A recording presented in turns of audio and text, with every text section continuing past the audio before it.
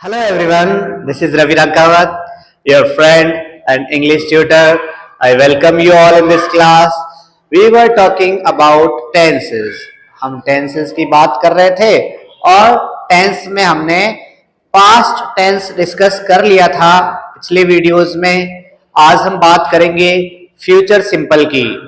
Future simple में जैसे कोई काम फ्यूचर में होगा या किया जाएगा या हम करेंगे तो वो सारे के सारे काम किस में लिखे जाते हैं?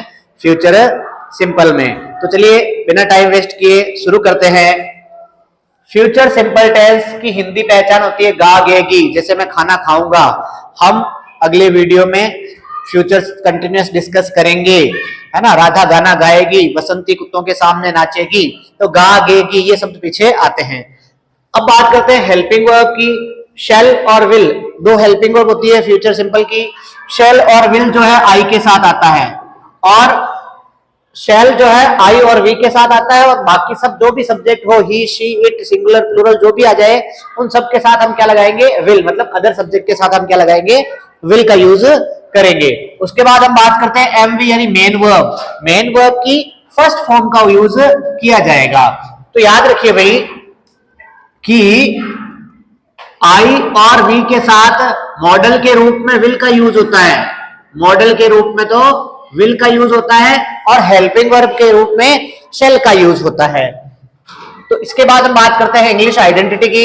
इंग्लिश आइडेंटिटी होती है टुमारो यानी आने वाला कल, the next day, next month, next plus time, next day, next month, next week, next year, next summer, कोई भी टाइम आ जाए नेक्स्ट के साथ, या in future days, in future plus time, in future plus time, the following day यानी आने वाले दिन, इन 2050 मतलब डायरेक्ट कोई फ्यूचर टाइम दे दिया, इन 2050, इन 2025, ऐसा कोई भी टाइम दे दिया मान लो, या the upcoming day, the upcoming plus time, the future, the day after, the day after के साथ कोई भी टाइम आ जाए, the day after today, the day after 2 days, तो ऐसे कोई भी टाइम आ जाता है फ्यूचर का टाइम बताने वाली आइडेंटिटी. ये सारी है भाई. इसके बाद हम बात करते हैं सेंटेंस के स्ट्रक्चर की. सेंटेंस अगर पॉजिटिव है तो सब्जेक्ट से शुरू होगा, उसके बाद शेल या विल, फिर वर्ब की फर्स्ट फॉर्म के साथ ऑब्जेक्ट और एडवर्ब का यूज होगा. उसके बाद हम बात करते हैं नेगेटिव. नेगेटिव आते ही सब्जेक्ट के बाद शेल विल के साथ हम क्या लगाएंगे? नॉट लगाएंगे.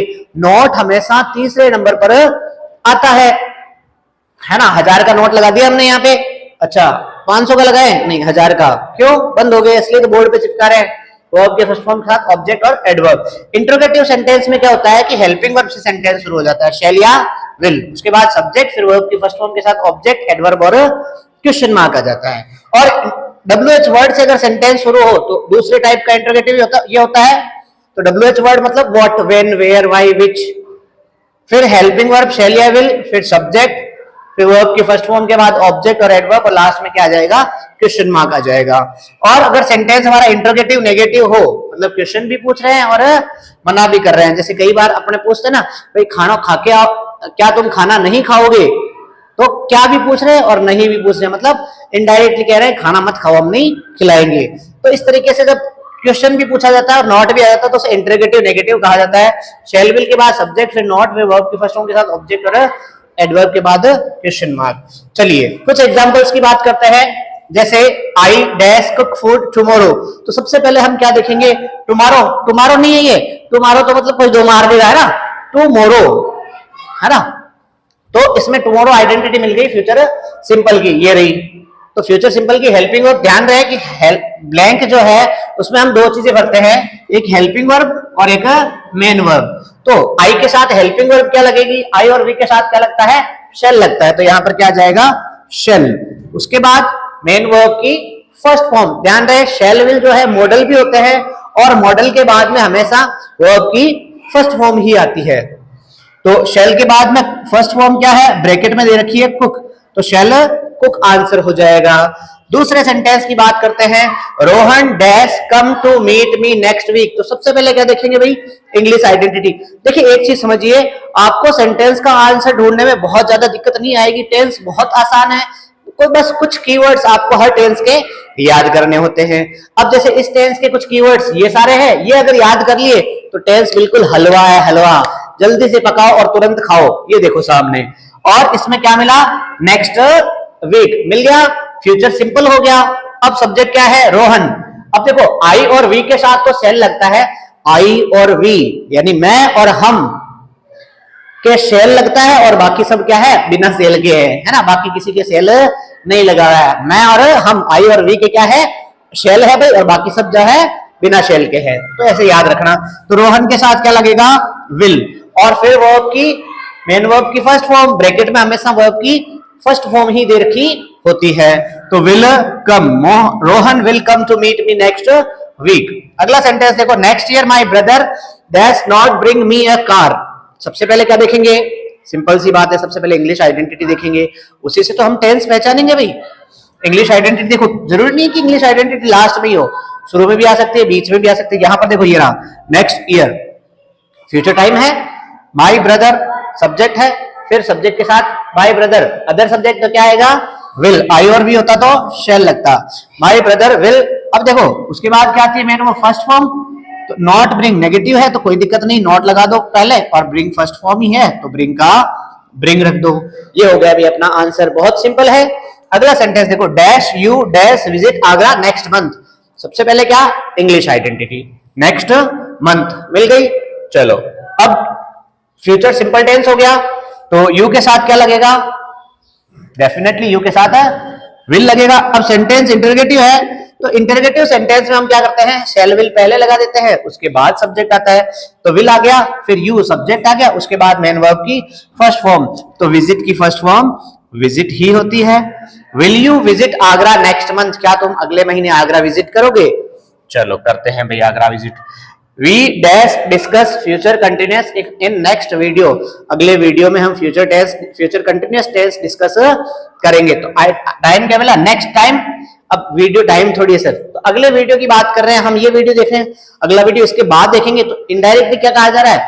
फ्यूचर की बात की जा रही है, तो यहाँ पर फ्यूचर सिंपल हो गया। तो वी के साथ क्या लगेगा? वी के साथ लगता है भाई शेल, तो वी शेल, और शेल के बाद में वर्ब की फर्स्ट फॉर्म आती है, तो डिस्कस की first form, discuss first form ही होती है। तो ये कुछ और एग्जांपल्स की हम बात करते हैं फ्यूचर सिंपल में, जैसे I and he dash watch movie tomorrow. सबसे पहले क्या देखेंगे? इंग्लिश आइडेंटिटी, ये रही टुमारो, फ्यूचर सिंपल हो गया। अब सब्जेक्ट क्या है? आई एंड ही। अब यहाँ पर ध्यान देने वाली है कि बात है कि आई के साथ क्या लगता है? शेल लगता है, लेकिन ही के साथ क्या लगता है? विल लगता है। तो बताइए क्या चीज यूज होगी यहाँ पर? तो मैं यहाँ पर शेल लगाता हूं। मान लो आई पहले दे रखा है किसी के हिसाब से, भाई आई पहले दे रखा है तो शेल लगा दो सर, तो ही भी तो सब्जेक्ट है, और अगर ही दे रखा है तो फिर आई भी तो सब्जेक्ट है, तो शेल लगेगा या विल लगेगा। तो ऐसी स्थिति में ध्यान रखना भाई, अगर हमें फर्स्ट पर्सन दे रखा है, भाई आई और वी कौन से पर्सन होते हैं? आई और वी फर्स्ट पर्सन होते हैं, और यू सेकेंड पर्सन होता है ना। तो आई और वी फर्स्ट पर्सन होते हैं और यू सेकंड पर्सन होता है। तो जब हमें सेंटेंस में फर्स्ट पर्सन दे रखा है तो हमें वो हेल्पिंग वर्ब फर्स्ट पर्सन के अकॉर्डिंग ही लगानी है। और he she it they third person है, जब फर्स्ट पर्सन नहीं होता है तो सेकंड पर्सन को प्राथमिकता देते हैं, और जब सेकंड पर्सन नहीं होता है तो थर्ड पर्सन को प्रायोरिटी देते हैं। तो आई दे रखा है तो शैल आ जाएगा, और वॉच वर्ब की फर्स्ट फॉर्म है तो shall watch. I and he shall watch movie tomorrow. अब इसमें ही के साथ विल आना चाहिए था, लेकिन अगर फर्स्ट पर्सन है, चाहे वो शुरू में दे रखा हो चाहे बाद में दे रखा हो, जैसे अगले एग्जांपल में क्या है, he and I dash listen song next week. तो यहाँ पर आई है मतलब हमें शेल का ही यूज करना है, चाहे आई पहले हो चाहे बाद में हो, उससे कोई फर्क नहीं पड़ता है। तो ही एंड आई, फिर से शेल और लिसन का लिसन, क्योंकि फर्स्ट फॉर्म ही लगती है।